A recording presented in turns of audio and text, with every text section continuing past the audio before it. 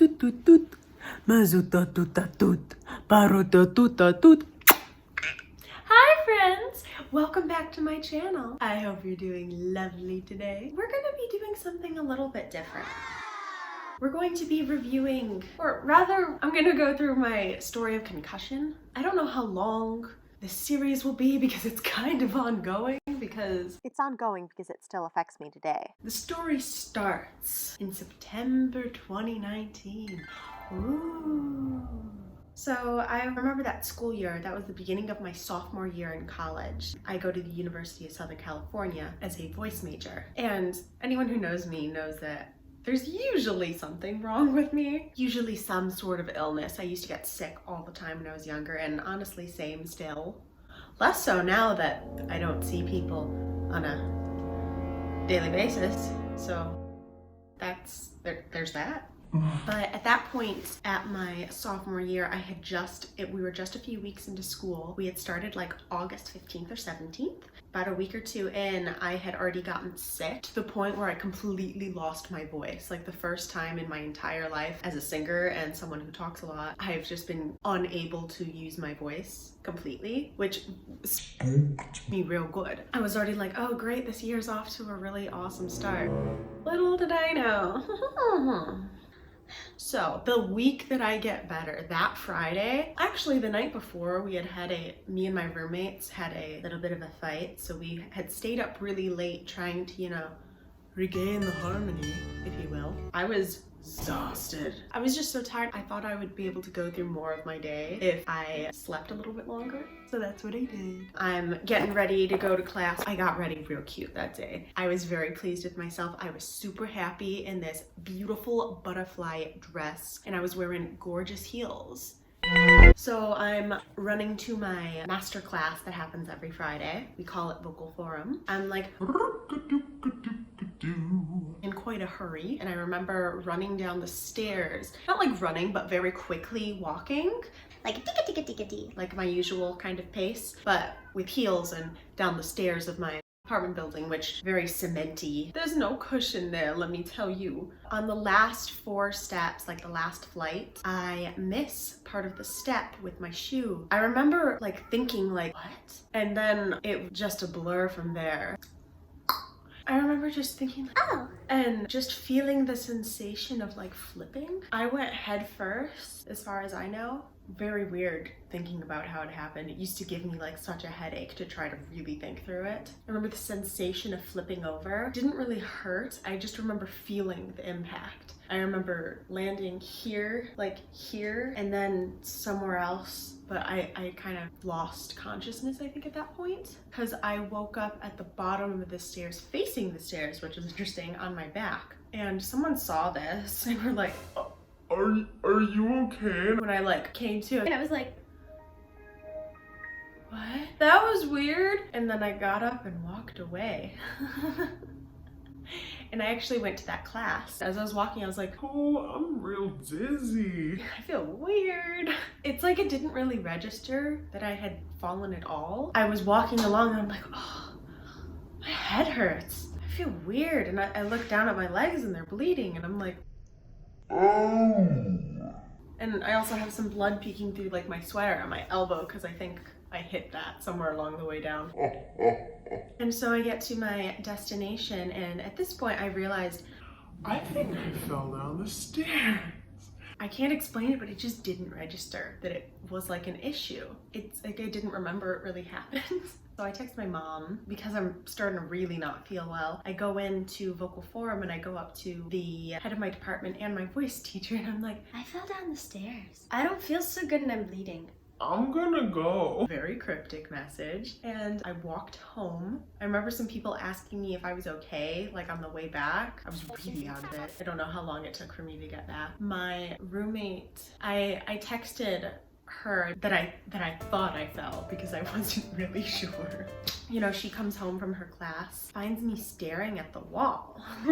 So she takes me to the health center on campus. You know, gosh, I barely remember, but I think she waited in there with me, and I got diagnosed with concussion. I had to wait a while because they did some x-rays. I know they did one on my elbow. They knew that it was a concussion. They didn't know how bad it was, so they just were like, it could be 3 days, it could be a few weeks, it could be like a month or two. Could be something like that. We didn't realize how bad it was at first, quite obviously. From there, I ended up taking, I think I took like the next few days off of school. And when I was supposed to come back, my doctor didn't clear me yet to actually return to school. So then suddenly I'm out of school for 2 weeks. I'm still not feeling better. Actually, for the first 3 weeks of my concussion, I had constant headache. Like, it didn't stop once. Wow, I had forgotten that.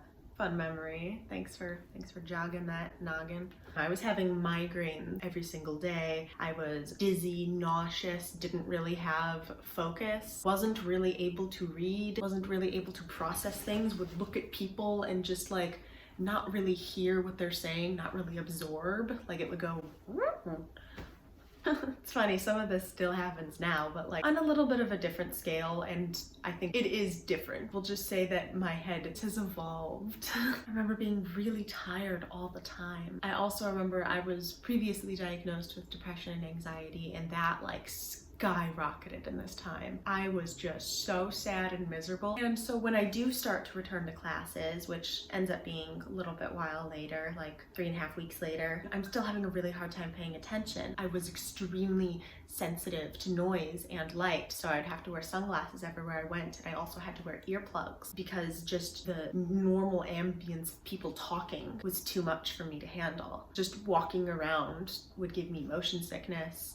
Looking around too fast, moving my head too fast. It was ridiculous. As a music student, a lot of my classes required listening to music, really engaging your mind and like connecting ideas and connecting different parts of your body in a new level of understanding. Sure, let's call it that. But it would just give me pain. It would sear behind my eyes when I heard music for quite some time, especially if it was at a certain volume.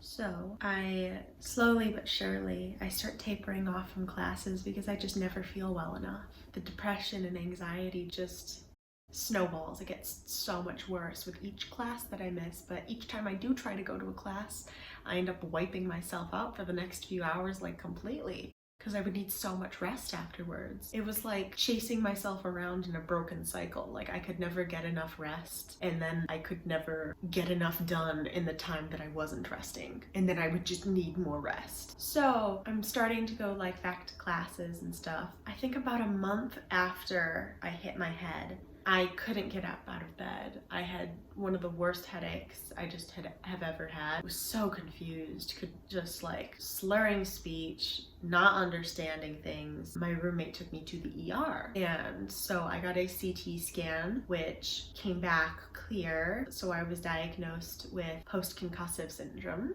which is just that like I was still having the concussion basically, and it was worse than they thought. And they were basically like, time is what will fix it. Also, if you want to take away stressors, if you want to like get into physical therapy, get into therapy like for your brain. Shortly after that, I think I saw my first neurologist. This was still in LA. She was extremely nice, very helpful to me. She started me on like magnesium treatments, a whole bunch of supplements to try to like take care of like the migraines in a more natural way. None of that really worked, although I do think that along the way they did help in some way.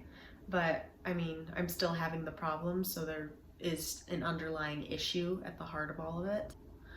And so after a very tumultuous semester, late October, and I'm just really fed up. I'm some of the saddest I've ever been. It feels like there's no hope. So I start to consider maybe taking a medical leave. It was a really, really hard decision for me to have to make, but it was suggested to me by my doctor. Luckily for me, the deadline for that had already passed, so I could either take the rest of the year off and have the university do all the paperwork for me, or just withdraw from the semester and then handle all the paperwork myself, which is what I chose because I was really stubborn and didn't want to take more time off. So from November to January, I have off in 2019 to 2020, January 2020. I don't get much better. It gets better, but I still have difficulty doing things. I still have difficulty thinking. I'm still foggy. It turns out that during this time, one of the medications that I was taking for my migraines, they gave me a medication called ℂ𝕠𝕟𝕤𝕠𝕠🕬 that the insurance recommended because, I don't know, they didn't want to pay for something else. One of the side effects is that it can make you extremely confused. And so I was just like on a different planet. I think that I was on that from like December to like March, if not longer. During this time, I just had a lot of confusion and frustration. There weren't answers when I was trying to look for them, and so I started to think that maybe a learned response, maybe something just like in my head, maybe I was dramatic. But these problems kept persisting. The thing with chronic illness is sometimes it takes a while to get validated for your illness and for the pain that you're in, because it takes a while to find the cause and it takes a while to find the root underneath, because there's just so many doctor's appointments that you sit through and they're like, all right, well, it could always be worse. It could always be worse. That being said, I'm sick of my head hurting. All right, I think we'll leave it there for this episode. This injury has spanned over 1.5 years of my life, in my opinion. Too long. Rude. I've made the decision to start documenting and talking about my experience because there have been so many times where I have felt invalidated, where I have felt lesser, where I have felt like it's not going to get better. Maybe I should give up in my profession. Maybe it's just not meant for me. Maybe this is a sign saying no. I can't tell you how many times people have just asked, oh, you're still suffering from that? But the way that I'm choosing to look at it is that each step is a closer to a new answer and a closer to a healthier future. Yes. No matter what, you never have to go through yesterday again. So there's always that to look forward to.